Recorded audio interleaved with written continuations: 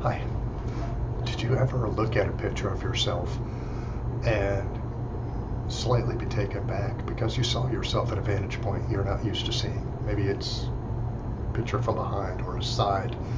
And we ordinarily see ourselves in reflections and in the mirror, but not typically, from a distance, right? So sometimes that can just be a little, not necessarily unsettling, but it's a new vantage point and it's a different way to look at yourself.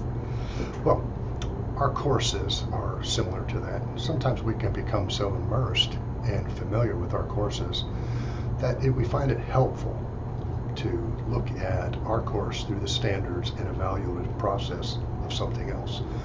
And that's the purpose of the 4 tools this week, is to take a look at the administrative flow, the teaching flow, accessibility, and equity inclusion, 4 different lenses that allow us to see our courses from a different angle.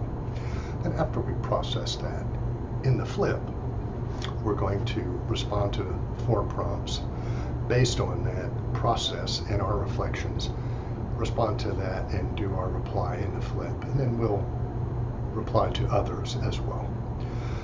Now at the end of the week, we'll take the feedback we might have received from others about our post and flip. We might have some other thoughts that have been ruminating on this throughout the week, and then we'll post our evaluation processes, those 4 tools in the assignment, upload that in Canvas, as well as some additional reflections that are in the assignment. So this week is a good week to kind of see where you're at and to start seeing the emergence or distinction from the course as container or shell and versus the teaching aspects of it, and kind of see some of the divergence there as well as the convergence of how the 2 work together.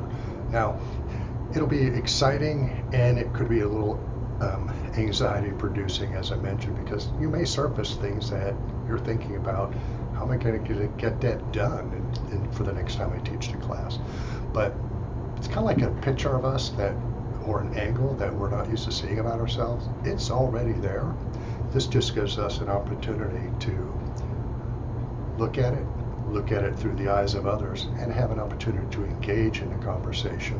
And what I always say is a good idea is think of the 1, 2, or 3 things that you want to think about in your movement in a new course. And if you're making 1 or 2 or 3 substantial or slight changes in a course, well, over the 2 or 3 times that this is taught, that's a big change to benefit the student and to benefit you in the teaching process and the satisfaction.